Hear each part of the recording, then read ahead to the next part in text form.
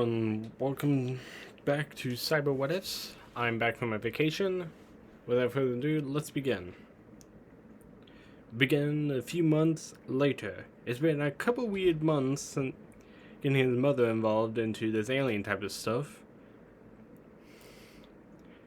And she was surprisingly taking it well. But to make sure any more drones, aliens, and whatnot who's after the watch, and to make sure Inca would be safe. Nah. So they have plumbers stationed around to make sure to keep the area safe for the Midorias.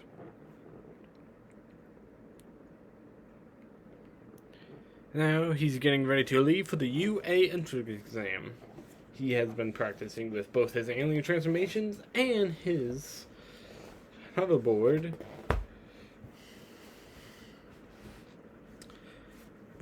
Getting pretty well good with the both of them, and even had cleaned Dagobah Beach.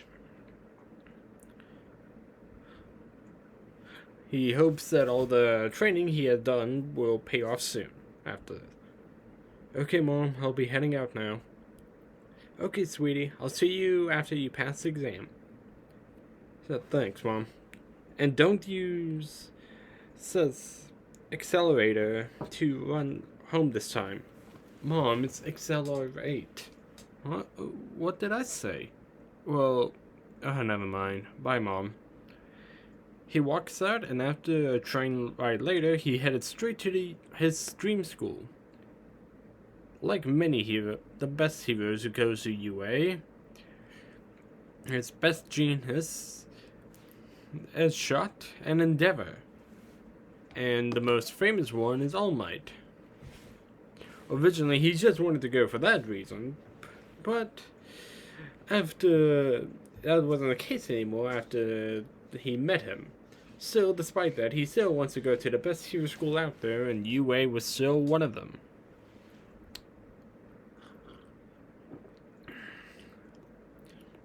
He takes a deep breath and starts to walk in, but soon was interrupted by an angry blonde. Move it, Deku! Oh, hi, Kachan.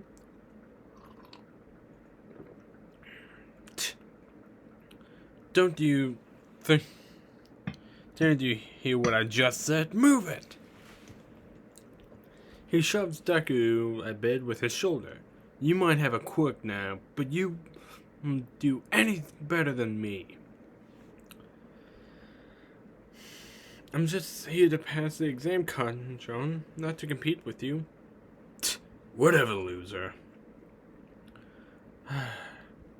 Well, it seems like not a whole lot changes after all. Even after him knowing I have a quirk, it doesn't change the fact he still sees me as worthless. He starts to head inside until he trips on his own 2 feet. Just like my luck never changes. As he closes his eyes for the inevitable pain he will feel, for it to not come, peeking one of his eyes open to see he's no longer falling. So, he wonders how he's not. Hey, are you okay? He turns to the voice to see a girl that seems familiar to him, but he can't pinpoint why. Yeah, I am, thanks.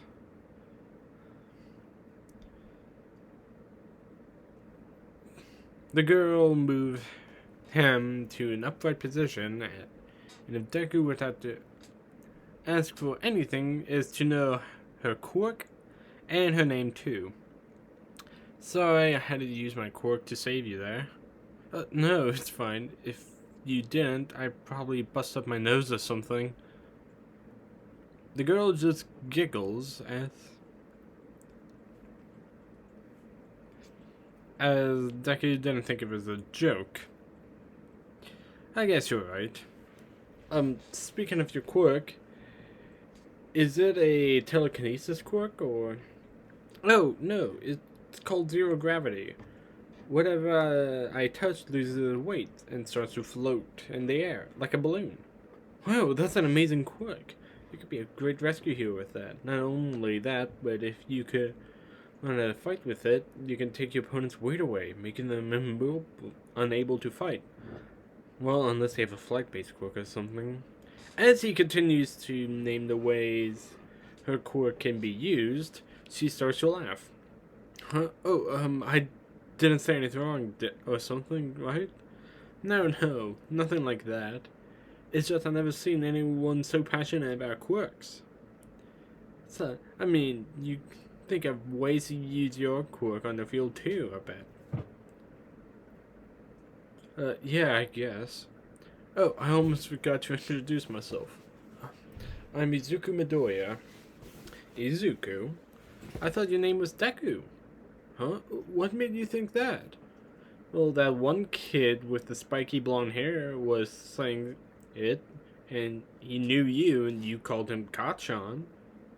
Oh, well, actually, his name is Katsuki Bakio. I just call him that because it's a nickname from when we were childhood friends.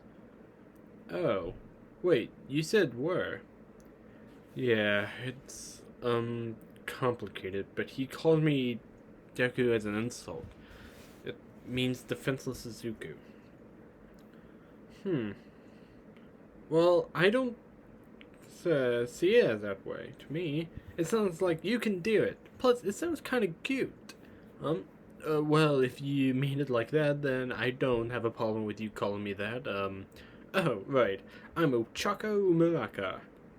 Well, okay then, Uraraka. Let's head inside, so we can take our first steps to being a hero. Yeah! They started to head inside as Deku smiles a bit. Well, seems like some things do change after all. They head inside to the first portion of the exam, the written exam. Deku could easily go to gray matter and get great pass score, maybe even the top. But he had already studied for this, and Max made sure of this. Plus, he wanted to see where his own intelligence was at as well. He can't just rely on his aliens all the time. After the written exam was over, it's now time for the practical exam. Mike go ahead and gave what the detail was, the point systems, and seemed easy enough to understand. But one kid who seems to question about the last robot. The kid had blue hair, navy hair, and glasses, and seemed nearly robotic in his movements, Deku thought. Mike also explained that last robot that it was best to just avoid at all costs. With the explanation finished, they looked at the test zones they'd be going to. Deku was going to Fake City C, while Bakugo was B. Deku would thank whoever put their in the separate arenas, whoever in the universe. He decided to cut him a break for once, as the two boys split off from one another. As Deku and a bunch of other participants gather around the test site, Deku can't help but be a little nervous. This is his chance to pass, so he needs to think who is the best for the situation. As he's going through the watch and looking through. Ditto? Even with his numbers, I don't think he can help. Accelerate, his speed and sharp claws could help, but would a flyer be better? So maybe Big Chill? Wait, maybe Heat Blast. He's fast and powerful and for range capabilities, and can fly. He's a perfect mix that I'm needing.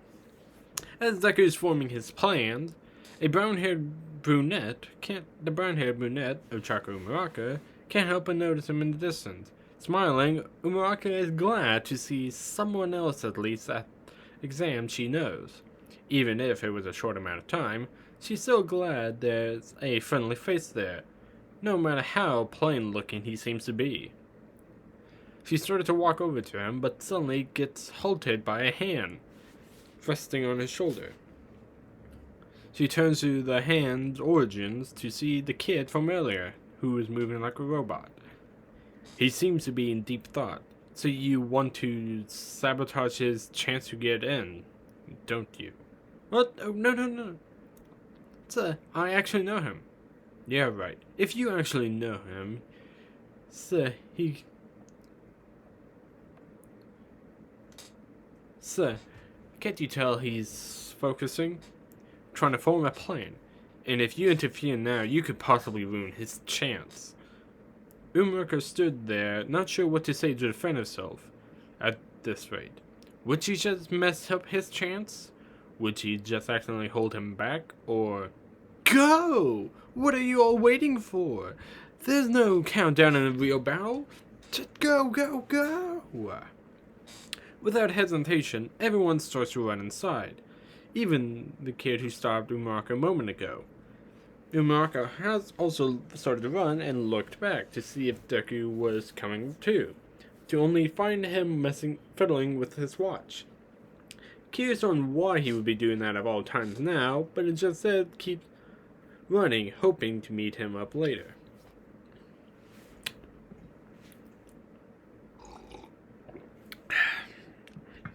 As she keeps running, and other participants as well, turn to an open street, finding a bunch of robots there. As a blonde-haired boy walked forward. Step back and watch me shine. Uraraka watches as the slender boy with flat blonde hair and a rather large belt buckle on the front, almost like a mirror, it starts to shine as he has his hands behind his back and smile and fires at the robot. But the laser would never hit his target as a fireball hits the robot first, where the kid was aiming at. Mon ami, this can't be! Sorry, I didn't see you were aiming at. Uraraka and some others looked up in shock to see a charcoal man above them, flying on a piece of platform above them. He kind of reminded her of Endeavor in some ways as he flies. He starts to go towards more robots, firing at more of them, which reminded her that this is still a test and has to get some points too. As she does this, Heat Blast, aka Deku, flies around. It's lucky that the omnitrix didn't mess with me this time. If it did, I bet I would have gotten rip jars or gray matter. Seems about right for the watch to do something like that. Heat Blast released more fire at a couple of 2-pointers. And that makes 10. Man, I'm on fire. He internally laughed at his own pun as he keeps going around the city, blasting robots.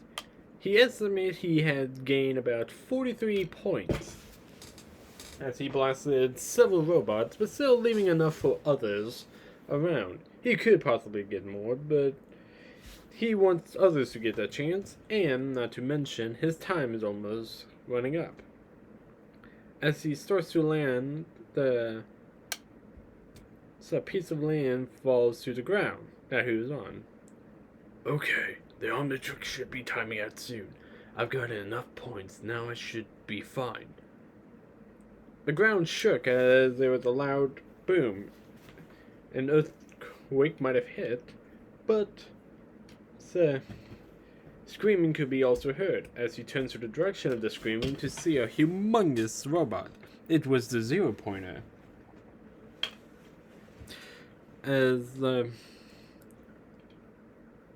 participants rushes past Heat Blast, even the navy blue-haired boy does too. Oh man, I should get out of here while the omnitrix still timed in. He turns away to leave, but will soon stop, hearing a familiar cry for help. He turns around to see Uraraka's leg is trapped beneath some rubble, most likely injured. He immediately runs towards the 0-pointer, aiming his hands down at the ground, making it fly up with him. As a platform, everyone could see him fly up like a rocket towards the 0-pointer. He grows brighter and brighter, seemingly charging up an ultimate move he's been working on, that he calls Prominence Nova. He extends his hands out and aims at the robot. Head starts to melt its head and set fire to it.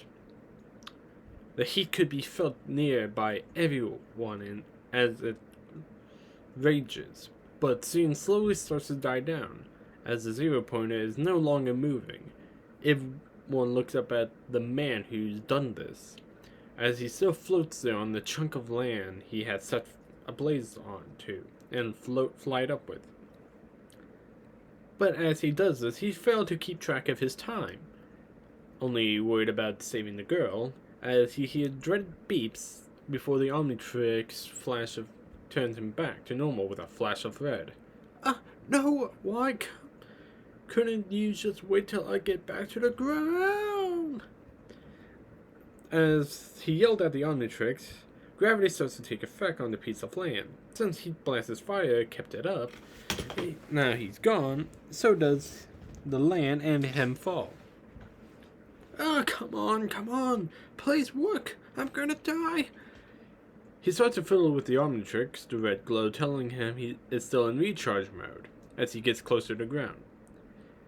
He embraces the inevitable outcome of his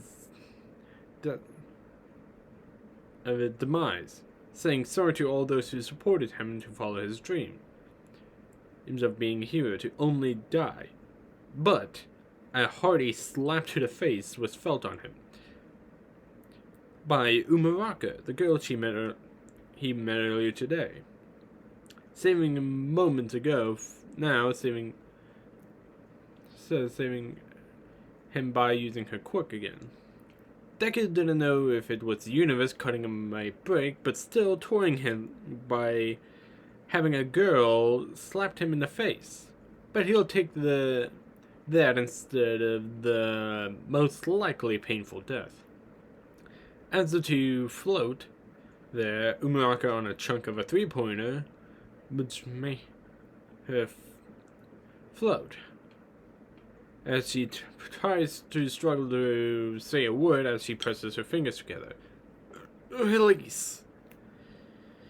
After uttering those words, the two fall. Deku on his ass and Uraraka still on the robot. After Uraraka held her hands over her mouth, holding in her breath as best she can, but is a losing battle as she threw up. As Uraraka is currently puking her guts out, people got closer to take a look at the guy who destroyed the zero pointer. He took out the zero pointer. Yeah, but why? It was worth nothing. Maybe he got enough points early and wanted to show off. Yeah, it seems like he overdid it. Why else would he stop using his quirk to only fall? But as everyone else is talking, the kid with the glasses goes into deep thought. That's not the point. Do they not realize that he just saved a girl? Of course, I would have done the same if this wasn't a test, but... Wait, the test? The teachers were watching.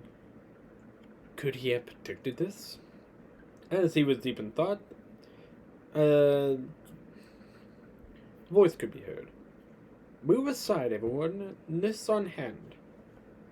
The participants looked towards the voice to see a little old lady having a big syringe as a walking cane. Oh my, are you two okay? Yeah, but I don't know about her. Deku turns to Uraraka, who's wiping the throw up from her lips. Oh dear, are you alright? Yeah, I should overuse my quirk, but I did sprain my ankle too. Don't worry, I can help. The old lady puckered up her lips as she began to extend them out to kiss Uraraka on the cheek. She felt her ankle getting better, but tired too at the same time. Only a little. There you go. Good as new. Thank you, but why do I feel tired now? It is my quirk. I heal you, but healing takes energy. So I suggest you go and get something to eat, especially after you let out your breakfast. Uraraka nods in embarrassment and understanding, as Deku finally realizes who the shorter old woman is. You recover, girl. I thought I recognized you. You're the nurse of UA. Recovery girl looks up at the taller boy. Yes, I am. Here, have some gummies. Oh, thank you. Now run along, you two. Make sure you have a proper meal, young lady. Thanks, I will. Recovery girl walks away to tend to other matters, leaving the two alone. Hey, if you're hungry, I need to pay you back for saving me earlier. And for you making you lose your lunch in the process. Sounds good, but it helps us to get to know each other a little better too. Great, then let's go. They start to leave the exam as they go find somewhere to eat. Meanwhile, in the monitoring room, having rows of monitors lined up the walls, teachers watching the replays of the hero candidates, each one of them with their unique quirks, with all their ambitions and to get into UA. As they watch the video feed, the UA staff members, the ones that specialize in hero courses, the R-rated hero Midnight spoke up first, as she watches a kid with black flat spiky hair and harden up while taking down a 2-pointer with his bare hands. We have quite the impressive number of candidates this year.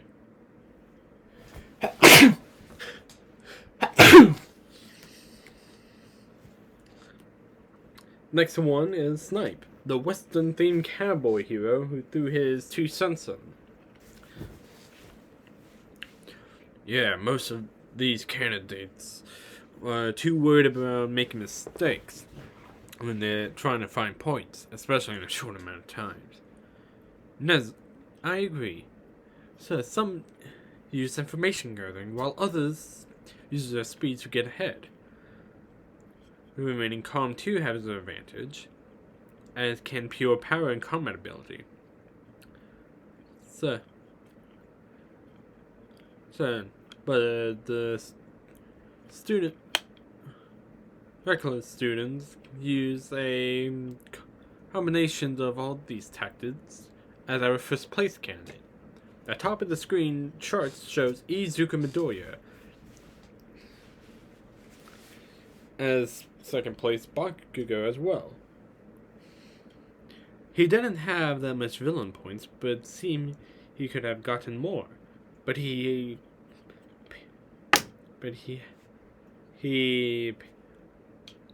purposely left bots behind for the others. Yeah, that's some sportsmanship there. But what got him his first place was his rescue points. On the same tab as Deku's, hero points are 43. Not bad. What got him first place, however, was his rescue points, which was 60, making him have a total of 103. Deku is another. Of course, our second place candidate got first place on all villain points alone. He got in quite a few as well. And second place was, of course, Katsuki Bakugo with 90 villain points, 10 short from Deku's 103.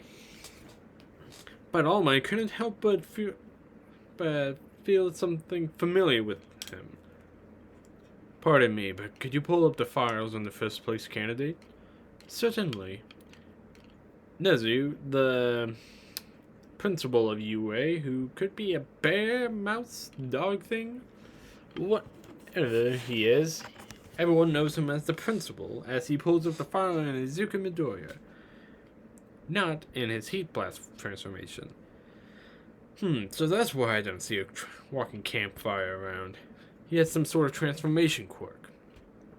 Yes, indeed. He does, but he seems not to be limited to just one.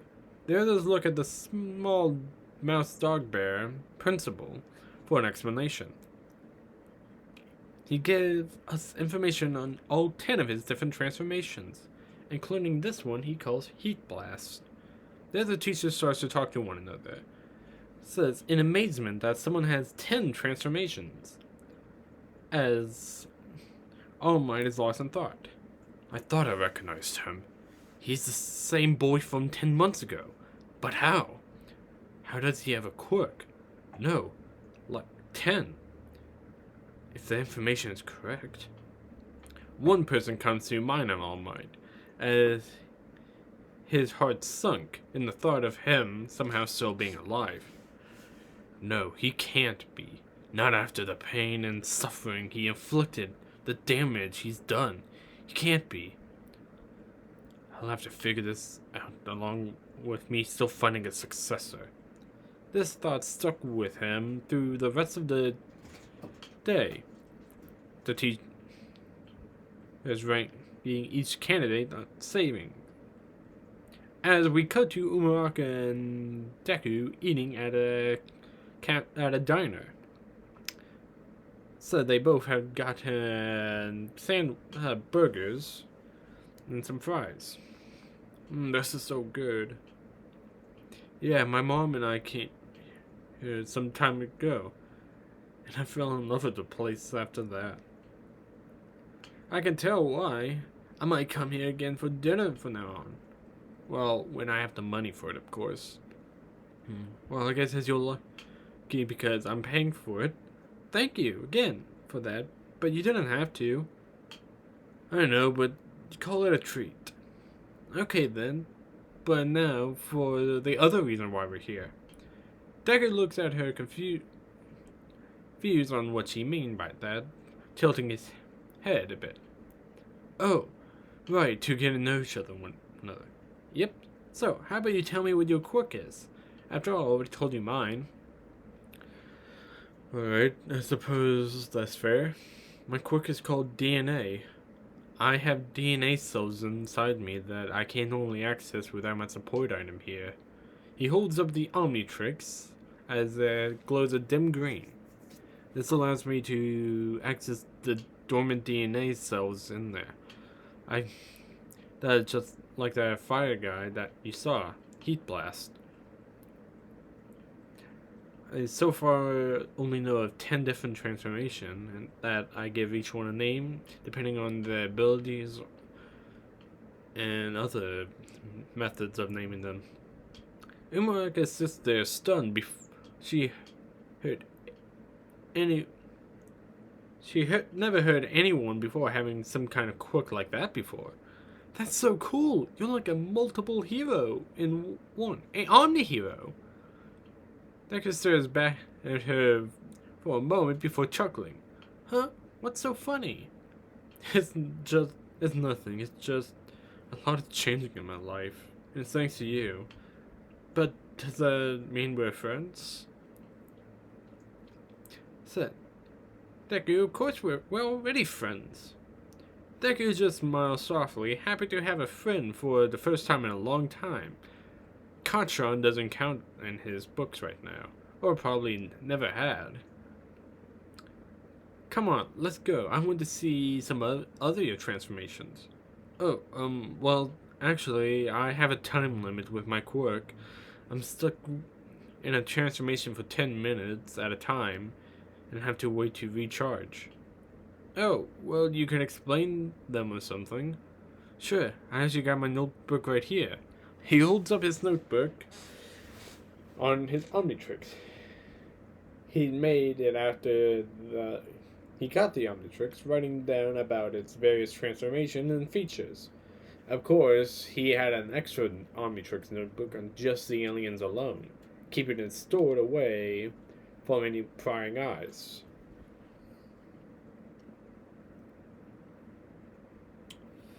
Uraraka would wonder where he was keeping that, but just decide not to question it, and goes off with him, reading each and every transformation.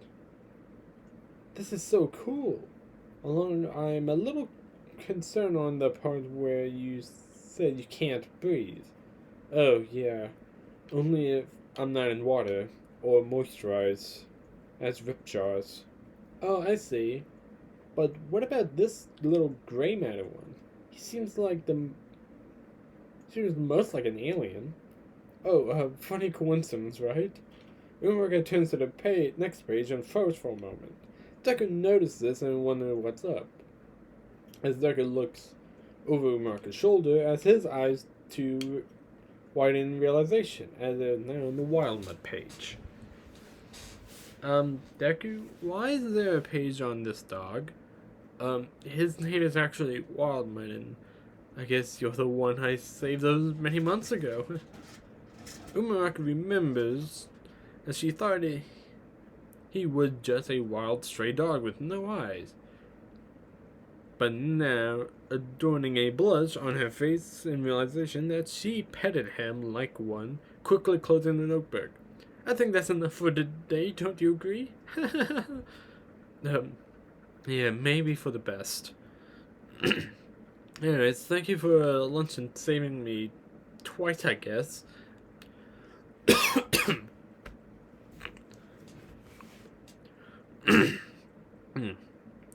Well, thank you for having lunch with me and saving me twice as well. Uraraka just laughs as she pulls out her phone after giving back the notebook. Here, let me see your phone. Deku not sure why, but he does give Uraraka her phone. After a few moments, she typed in something on his and hers, so we can stay in touch. Deku takes the smartphone back as she saw new contact information. Ochako Uraraka. Thanks. No problem. I'll see you around. Can't miss my train. Uraraka waves off as she runs off. As Deku blushes, falling back in his old habits at the thought of him having a cute girl's number in his phone. He shakes his head and walks off, having to go home himself, possibly having to turn into Accelerate to get back. 2 weeks later, Deku is currently waiting at home for his letter from UA. He's sure he made it in, but his own self-doubt still plagues his mind. Thinking, could it have been enough, or maybe he could have. So, his written exam could have failed him. Maybe he should have went through great matter to ensure he got in, even if it would have just been in general studies. As these thoughts plagued his mind, a knock at the door was heard, followed by the door being open to show Max. Hey, kiddo. Huh? Oh, hi, Grandpa. What brings you here? Well, for one, Max holds up the white envelope with the stamped on of UA seal. My letter! Yeah, I came here to personally deliver it to you, although your letter is more special than some of the others. Deku looks at him confused, taking the letter, opening it and reading it out. As his eyes went wide. 103? Wait, it says because you saved that girl from the 0-pointer and you got 60 extra points. Deku looks up at Max. Yes, how did you know? Well, how wouldn't I know? I'm going to be an assistant teacher at UA. It takes Deku for a moment to process what he just heard from his grandpa Max before yelling out, "What?" It's a long story that I'll tell you later, but mostly joining to help keep your cover on the omnitrix, and to help you train too. Still. Thank you, Grandpa, but what about your plumber work? Don't worry, I'll have time to do my first job too. Now my second reason why I came? Second reason? Yeah, come on. Max walks out as Deku grabs his zip-up green hoodie off the bed. They both head out to the rust bucket. After the few minutes goes by, they stop and park the rust bucket. Alright, we're here. Deku was the first to step out of the rust bucket, but was confused as he just saw Max's old plumber shop. Grandpa, why are we here? Did you forget something? Nope, this is where we're needed to take you. But I thought it was important. Not to say this place isn't important. I mean, when I needed to hide from Kacha and his friends from picking on me, when I was little. Trust me, this place is more important than you know. Okay, if you say so. Deku and Max walks in as Deku just looks around at the old plumber shop when he would go to hide from Baku and his goons. He would often do this, as Max didn't even mind even letting him keep some of his old All Might comics and other comics he would bring from America to him. Come on, this way. Okay. Max leads Deku to the back of the room as he heads to the employees' only bathroom. Grandpa, why are we in a bathroom in here? You'll see. Just pull that chain over there. Deku looks at the chain, then figures what could go wrong. He grabs it and tugs on it to flush the toilet. But instead of a flush, the floor instead shifts temporarily, throwing Deku off balance. Grandpa, what's going on? Patience, Zuko, you'll see. Before long, the floor begins to sink, causing Deku to get more worried, especially as the walls began to rise. The walls quickly changed from to padded metal walls as they continue downwards. They pass, making marker lights as they light up the area momentarily. Can you please tell me what's up here? Where are we going? How long has this been here? And why haven't I known about this before? Max just chuckles. You see, you need a plumber to get into this way. But that doesn't explain to where. Max just smiles as the elevator stops. As the door opens, Deku is blinded with light that broke through the cracks of the door. But once his eyes adjust, his jaw just drops as he sees an underground base much larger than the plumber shop, probably even taking up some of the other shops around the area. The room is a big, filled with plumbers going around the base. Monitors line the walls in a circular room, where there were 3 hexagonic tunnels leading off to different areas of the base. What is this place? Izuku, welcome to Plumbers HQ. Surprised? Yes, how long have this been here? Since the shop was open to the public, I guess. That long? How did you hide all of this while it was under construction? That's a long story, but come on. I got one more surprise for you. What, are you giving me the rust bucket as my first car or something? No, not yet. Wait, what? I was just joking. Wait, lucky guess then. Just think about it. Soon enough, you might take a girl out in the rust bucket, and to prom too. As they kept walking, Deku just hoped this was a joke by the universe for some reason.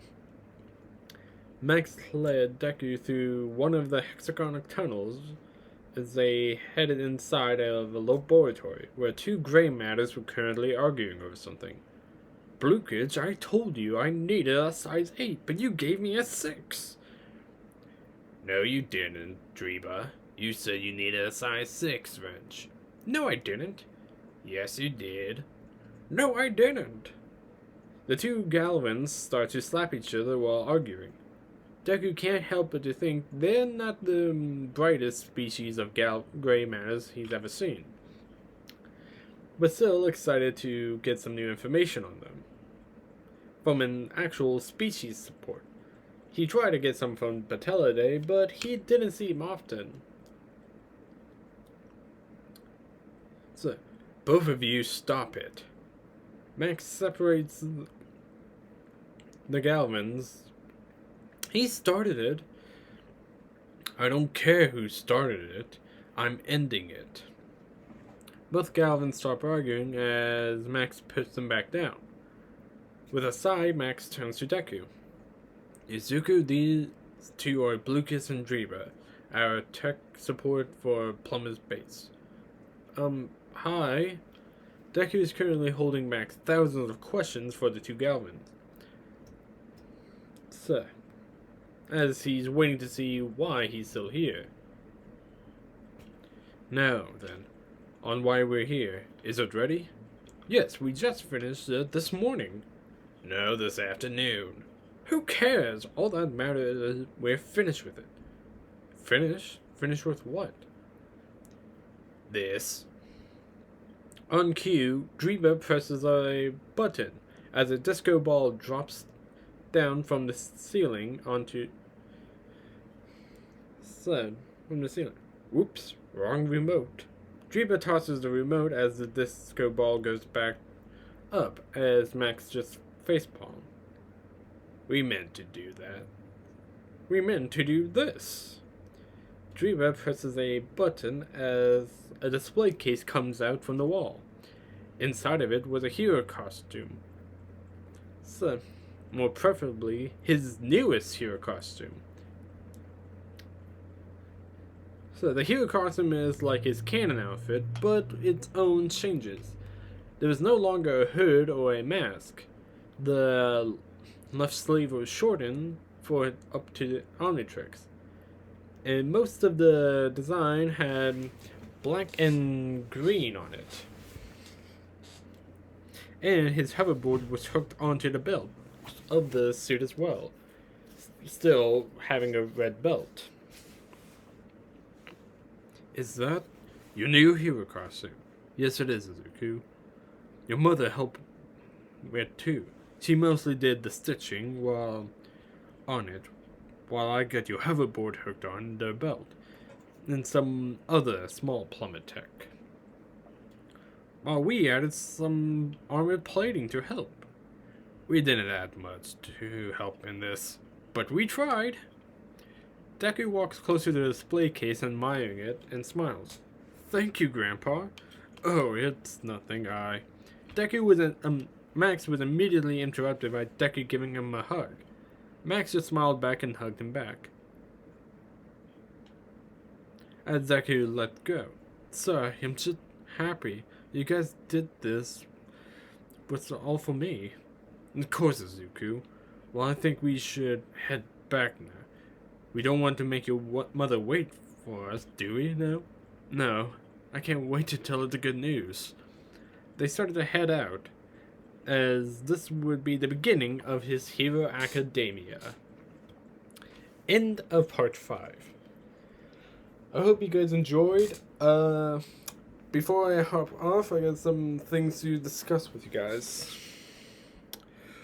One, I'm still working on season 2 of Omnitrix. I mean, I got some parts of it. I got past the sports festival, and now I'm getting worked up to some parts for the internship. Yes, I did say parts, because I'm doing a couple extra things within the internship to make it more interesting and such, but I'm needing to figure out some other things here or there, and then some other things in between the internship / staying arc till the point of the finals, and then after finals. There's a lot more parts within season 2 than there was in season 1, because this was a halfway point. Yeah, there wasn't a whole lot I could do within season 1 without making new unlocks and stuff, and I wanted to mainly focus on the classic-ish 10. Now looking back, I probably should have just had Wild Vine instead of Ditto, because I could think of a whole lot more I could do with Wild Vine than Ditto, but at the same time, there was some certain arcs I needed Ditto for early on, plus I don't know when else I could unlock him. But I think season 2's unlocks so far are pretty good. There's only like 4 in season 2, but you will guys see a whole lot more. Actually, there could be 5, I'm not sure yet. I'm still working on some kinks here or there, but after season 1 is over, I will try to post more on season 2, but I'm still wanting to work on it a bit more until I get closer towards the end, because I'm not even like I'm only like a quarter, not a quarter, but 1/3 done of season 2, which is already like 5 parts. So you can guys see how much in season 2 is compared to season 1. If there's anything you want to see in season 2 compared to season 1, I mean, I'm having season 3 as a special type deal because it's not going to be continuing the My Hero storyline until a few parts in more. But I'm currently working on a special part currently for season 2, which is part 6 on that. I will continue Goblin, Toph, Tenko, not Tenko, but the Toma and Deku switching places soon. I'll probably be wrapping that up here soon, actually, so.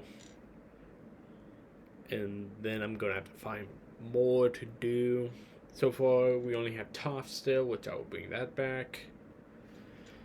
Also, I am finally back from my vacation. It was only a weekend, but still, that wasn't a whole lot of time for me to see family and stuff, which I was a bit sad and disheartened about, but that's just something I need to remember for next time. I'm still working on some what ifs. We're needing to buckle down and get working on some other what ifs. If I don't have any new what ifs after another what if series is done, I'm gonna have to take another hiatus because the beginning of every year I'm gonna be taking a 1 month hiatus to get caught up on some things, recharge, all that good stuff. And of course that's why this year is most likely just gonna be a 1 part episode on each year, unless I don't do a part in the previous month, which will be 2 parts a week. If I didn't do a part within last week. So until I can get more what ifs settled, more done, it's probably going to stick to a 1 part per week, making it 4 videos a month type deal. I don't want to do that, but at the same time I'm going to have to until I can get more and more done, because we have a lot of ideas that take a lot of time. And it's a lot of process. We have different timing we have to do. We have a whole lot of different stuff, like, for example, work, real life stuff might happen. There's only 3 writers, me, Mimi the Mad, and Super, who is also my art guy. And we all have our own lives, our own things we need to take care of. There's some solo projects I'm also working on too myself in between certain moments. But even those solo projects takes time, and I'm starting to split my series up into seasons like Omnitrix here, so that we can have more out, more content, more stuff like world building, timing, a whole lot of different stuff like that. And videos like this, which is a whole lot of world building and such, takes time. That's why seasons are better, so that way I don't have to keep up with it. If a season's already done or is close to done, like 2-3 parts before it's done, then I am most likely going to release it ahead of schedule. So I hope you all can understand that. Again, it takes a lot of time, a lot of energy, and I get that 1 video a week isn't sometimes enough, but I'm gonna have to make it enough, having to do stuff like that. And if there's any unfinished what ifs that we posted that's not even finished yet, this also helps us to keep ahead of schedule, to make sure we actually know what's going to happen next, so we don't rush it, because some of the what ifs I do post sometimes aren't completely finished, and we have to rush the certain scenes, endings, and stuff like that, so they're not as good as we want it to be. So there's some stuff you guys know now, so year 3 already, not going the strongest, but still is going. I hope you all can understand this. Thank you for all your support, your stuff like that. Having to pay my art guy super because he doesn't really have the greatest job for him to live on his own and stuff, so I'm trying to help him as best I can. I probably will start a Patreon to help him a little so he can have more time to help with this too. So, but I do pay him with what little I can, so I hope you guys can understand. Thank you all again for understanding all of this. Cyber out. Peace.